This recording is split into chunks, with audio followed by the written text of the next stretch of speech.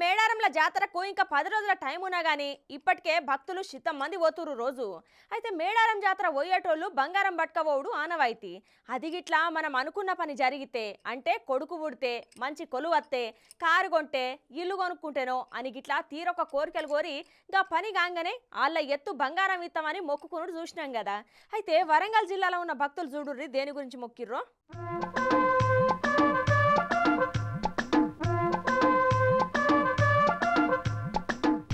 మేడారం సమ్మక్క సార్లమ్మ జాతరకు బగ్గబోతురు జనాలు.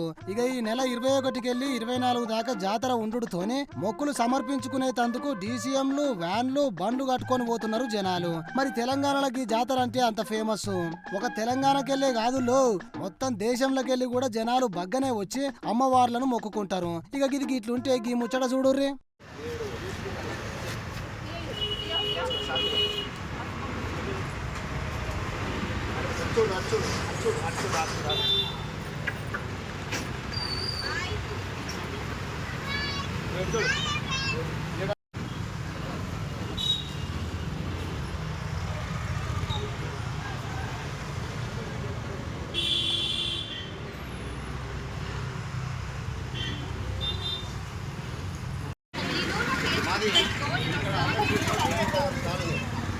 నా పేరు భిక్షపతి.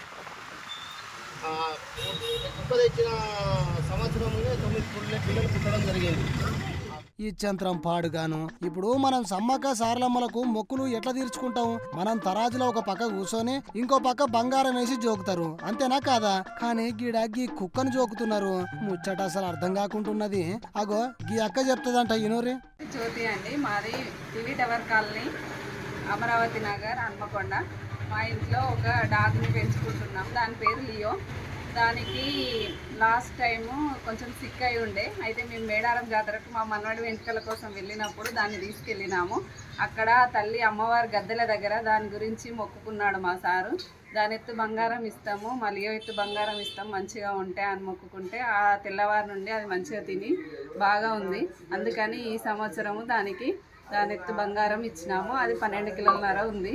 మా ఇంట్లో మా డాగ్ అంటే అందరికీ చాలా ఇష్టము. అదొక మాకు ఫ్యామిలీ మెంబర్ లాగా కలిసి ఉంటాము. దాన్ని ఏదైనా కూడా అశ్రద్ధ చేయకుండా తొందరగా హాస్పిటల్ తీసుకువెళ్ళడం అవన్నీ చాలా ఇంట్రెస్ట్గా చూసుకుంటాం. ఇన్నరా ఇక అసలు ముచ్చటకు వస్తే మేడారం సమ్మక్క సారలమ్మ అమ్మవార్లకు వీళ్ళు వింత మొక్కులు చేసిర్రోళ్ళ. గాడ కనపడుతున్న కుక్క పేరు లియో అంట.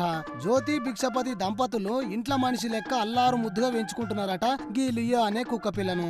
కొన్ని దినాల కింద గీ లియో అనే కుక్కకు ఏదో జబ్బు వచ్చి మస్తు సుస్తయిందట. ఇక వాళ్ళ కుటుంబం మొత్తము సమ్మక్క సారలమ్మ తల్లుళ్ళు మా లియో జబ్బు నయమైతే మొక్కులు తీర్చుకుంటామని మొక్కిర్రట. ఇక ఆ కుక్క లియో మళ్ళా మంచిగా అయ్యి లేచి ఎగురుడుతోనే మా కోరిక తీర్చిరు దేవతలు అని ఇట్లా నిలువెత్తు బంగారం సమర్పించి మొక్కు తీర్చుకున్నారట ఆ కుటుంబం.